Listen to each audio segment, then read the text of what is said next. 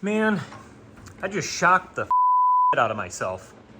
I have these batteries over here in parallel connected to this UPS, and I was plugging in a DisplayPort cable to this computer down here with my left hand, while my right hand was resting over these batteries like that, and holy cow, scared the ever-living daylights out of me. And that said, I just wanted to show you something really quick. So first of all, these batteries they're constantly on a small charge because they're connected to the UPS, but putting out 13.9 volts DC, which is normal.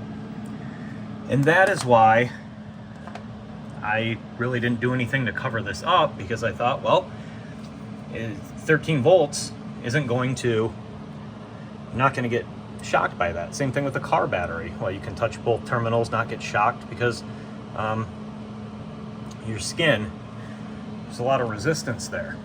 And it's 12 volts, 13 volts isn't really enough to get through that. Same thing with the 9-volt battery. You know, touch it with put your thumb over those contacts versus stick it on your tongue, and you'll see what I mean. But anyways, here is the interesting part.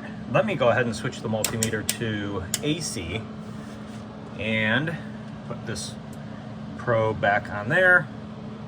And then let's just touch anything in this rack that is exposed metal.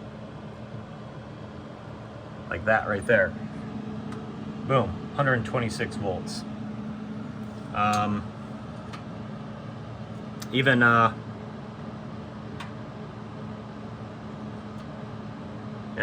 the screws. And this might appear as though there's a major wiring issue in this cabinet.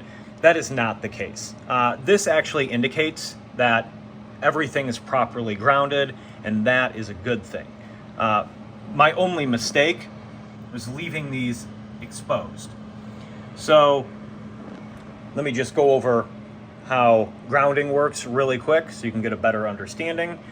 Let's just use this old Cisco router as an example. Let's just say for a second that the hot wire comes loose from the power supply or something inside of this, touches the metal casing, and now the metal casing of this router is now electrified.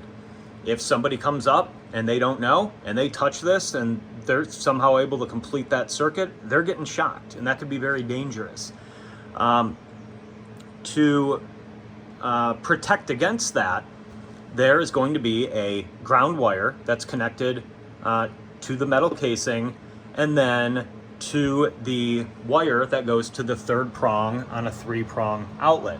And the wire from that third prong is going to make its way all the way to the panel, and then inside the panel is going to be connected to neutral. And what that does is, well, in a situation where a hot wire came loose and touched the metal casing, instead of the metal casing being electrified, it would immediately complete the circuit, because the current would have another path to travel, and that would be via the casing to the ground wire, to the wire that goes to the third prong, all the way to the panel and to neutral. And there would be so much current in that moment, it would be just a direct dead short. It would pop the breaker, and no electricity would be flowing through that circuit at all anymore.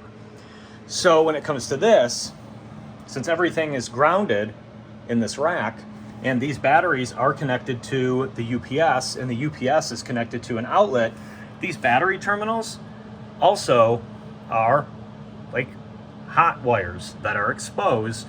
So me having my wrist over this right there, it's kind of like just touching a hot wire with my my right arm, and then grabbing onto a neutral wire with my left.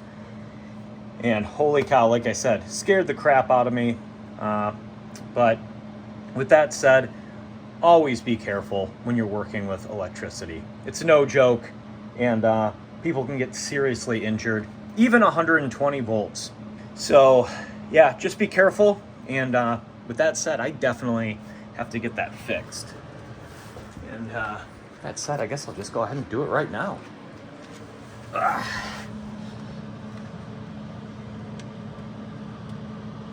There we go. She's all good now.